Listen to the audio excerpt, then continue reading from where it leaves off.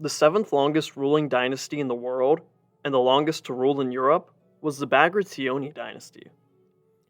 For just under 1,000 years, they mostly governed over the land of Caucasus Iberia, which under their guidance eventually transformed into the modern-day country of Georgia.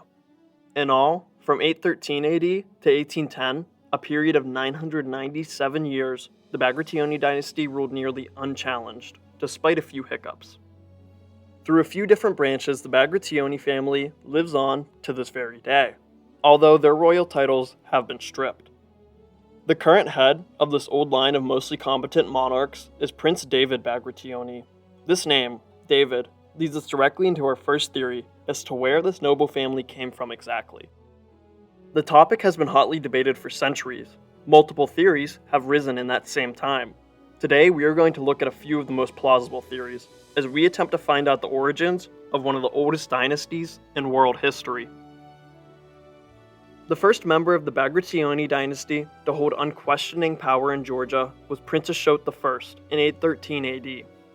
I will be making a video about him in the very near future, but for now, we are going to try to stretch his lineage back as far as it can go. The first, and maybe most important question to ask is, what does Bagrationi even mean? Besides sounding pretty cool, this last name, like most, has a meaning. In Georgian, it means the children of Bagrat. Well, that was easy. All you have to do now is find some dude named Bagrat. If it was that simple, then I wouldn't have made a whole video on this subject. Bagrat, a name that originated in Iran, was a very common name at this time, narrowing our search very little. Like I said before, our first theory begins with a man named David. Probably the most famous David to ever live. That would of course be King David of Israel. Most famous for his biblical appearance slaying Goliath and eventually becoming king of Israel sometime around 1000 BC. Most historians will argue that King David was a real person, although the evidence of his existence outside the Bible is minuscule at best, leaving this theory already hard to believe. The first hinting of this origin is found in the book titled The Life and Tale of the Bagratids, written in 1030 by Sambat Bagrationi, son of Prince David III of Iberia. Now, why would Sambat try to connect his own family to the Davidic line? The answer is very simple, and that is clout, legitimacy, and propaganda. Saying that you were the direct descendants of the most popular king in the most popular book in the world would command a lot of respect. Also, his father's name was David. If there was ever a time to connect this ancestry, then it would be right now. Sambat's theory, with the use of a pedigree chart, attempts to connect the Bagrationis all the way to David of Israel. He suggested that after the kingdom of Israel was conquered, 7 brother grandsons of King David escaped. 3 of these brothers found refuge in Armenia, while the other 4 settled in what was Iberia.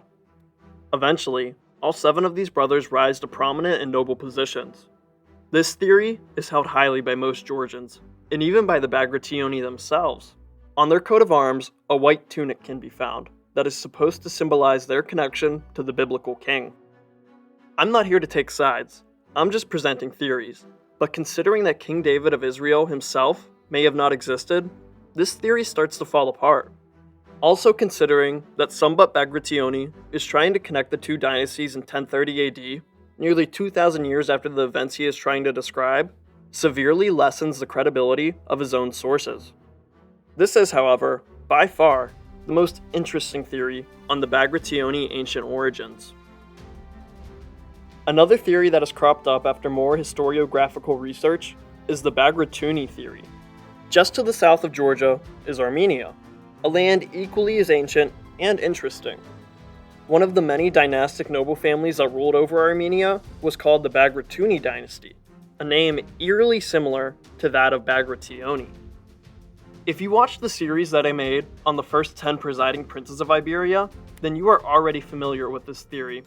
Sometime in the 7th or 8th century, during the reign of Prince Goram III of Iberia, one of his daughters married Vasak Bagrationi, the son of Prince Ashot III Bagrationi of Armenia. Their child, named Adarnase, would inherit a southern section of Iberia and become the Duke of Tau-Klarjeti. Then, Duke Adarnase of Tau-Klarjeti has a son named Ashot, who would go on to become presiding prince of Iberia. This theory obviously requires a name change, from Bagratuni to Bagrationi, but has far more sources to confirm it than the Davidic theory. For this reason, in my own tracing of Georgian history, I end up using this theory. Intermarrying between the many ethnic groups of the Caucasus Mountain region was more than common.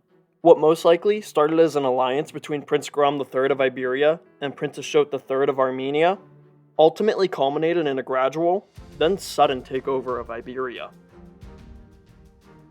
Another theory is a similar one, but one that occurs much earlier than the 7th century. In 292 AD, the great Farnazavid House of Iberia was extinct. This dynasty started sometime around 300 BC. The last Farnazavid ruler was Queen Abshura, whose husband succeeded her as King Mirian III, starting his own Chosroid dynasty. This theory suggests that sometime before 292 AD, a daughter of one of the Farnazavid kings married one of the Armenian Bagratuni princes. Eventually, this family line settles into a ducal role, most likely around southern Iberia. This theory has far less evidence to back it than the previous one, but it does supply one thing that the other does not: time. This theory allows for the slow process that would take Bagratuni and turn it into the Georgian Bagrationi. Another theory is a Georgian-based one that starts in the early 2nd century. Again, in what is modern-day South Georgia, lived a noble family. They were called the Bivratianis. This family remained nobles in the region until they disappear from the historic record sometime in the 5th century. The name does sound familiar. If it was true, then the family disappears for 400 whole years. They could have went through a few more name changes that would keep them off the historian's radar, but with this much history missing, it's unlikely. The final theory that I will present is one of my own. Prince Ashot I, believed to be first Bagrationi Prince of Iberia, was in fact not a Bagrationi himself. Instead, he was a member of the deposed Goramanid dynasty. The Bagrationi only received their royal last name when Ashot's son came to rule Iberia. His name was of course Bagrat, and he would be the namesake of his own dynasty. Like I said before, these are all theories, so take them all with more than a grain of salt. This video is a prelude to a massive series that I am about to undertake, where I will trace the Bagrationi dynasty from Prince Ashot I of Iberia in 813 and all the way to King Solomon II of Imereti and his deposition in 1810. That's nearly 1,000 years of a unique and exciting history. If you want to support this project, feel free to support me on Patreon or PayPal. Link will be in the description below. If there's one thing I know about the Bagrationi dynasty, it's that they all have great nicknames. I mean, just for starters, you got Prince Ashot I of Iberia. He's called the Great. That's not a bad way to start off. But taking a bad term for the name Ashot is Prince Ashot the Immature of Tau. Then King Bagrat II, also known as the Simple of Iberia. Then you got a Bagrat III, also known as the Unifier. You always need one of those. Then probably the best king of Georgia, David IV, the Builder King. Then probably the best monarch of Georgia, Queen Tamar the Great, also known as Tamar Mepe. Then after her, you got King George IV, the Resplendent. Then you got a David VI, also known as the Younger, who is directly followed by a David VII, known as the Elder. Right after him is Demetrius, the Self-Sacrificer. Then there's George V, also known as the Brilliant. Then a George the Minor, followed by a Bagrat the Minor. Then a King George II of Kakheti, also known as the Wicked. Don't forget about my favorite, Lurslav, the Holy Martyr. King Vakhtang VII, the Scholar King. Ending the way it started out is King Solomon of Imereti, also known as the Great.